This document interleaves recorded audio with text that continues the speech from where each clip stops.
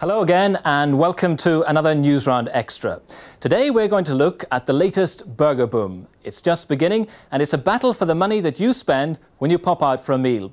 It's a multi-million-pound gamble and whether it works or not depends very much on you. The once humble hamburger is the centre of it all. The burger barons are about to spend over £40 million this year on getting you and your families into what they call fast food centres. But for this massive investment to pay off, you've got to change the way you eat. It'll mean less home cooking and more trips out. And this is what you'll be buying, whether you eat in the restaurant or take it away. Almost all the companies give out this kind of box with the hamburger inside and, of course, all the relishes inside the hamburger. The chips, well, they're called French fries, and even they too come in special packets. And it'll all cost about £1. Well, John's been finding out more about the British fast food revolution. This is Oxford Street in London, Britain's top place to go shopping, and amidst all the smart stores, the newest sort of place to eat. Fast food centres like this are just starting to spring up on high streets all over the country. Rival firms are spending millions battling for the best, most expensive sites, and younger customers are one of their main targets. You can make or break this revolution. In the burger boom, the gamble is that Britain will go for fast food in a big way, with its quick service, tasty meals, lack of fuss, and clean, smart surroundings. But does fast food live up to its name? I went along to a new-style hamburger bar in Hammersmith, London. Yes, can I have a Big Mac, please? And some chips.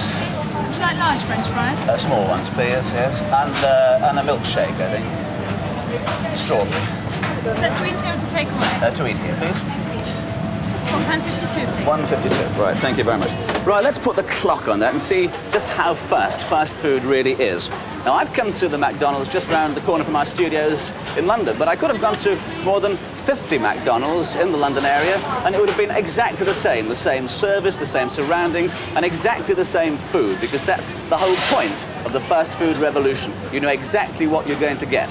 I've had Big Macs in Paris and New York as well, and they taste exactly the same. Thank you very much. Well, that's 25 seconds it's taken. Thank you.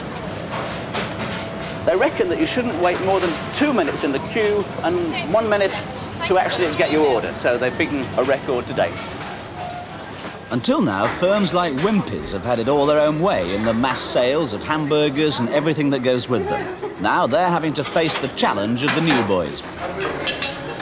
Though old-style waitress service will still be around in some places, and customers there will still be able to use knives and forks, Wimpy's are spending £10 million on updating their image. Hardest hit in this revolution could be Britain's original fast food, fish and chips.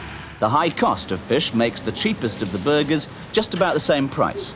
But most experts I talk to think that whatever happens, there'll always be fish and chips. Meanwhile, at one of the very swishest fast food places, Peter Smale of Wimpy's told me of the battle ahead. Well, I would think that by the mid-80s, every high street in Britain will have 2 or 3 stores like this sort of thing, fast counter service. It's going to be a real battle. It'll be those that spend the money on advertising, give good service and good products that actually win at the end. And what about the cost of the hamburgers? Is that going to go up? If anything is going to go down, we're taking a supermarket approach, sort of stack it high, sell it cheap. So now the push is on here.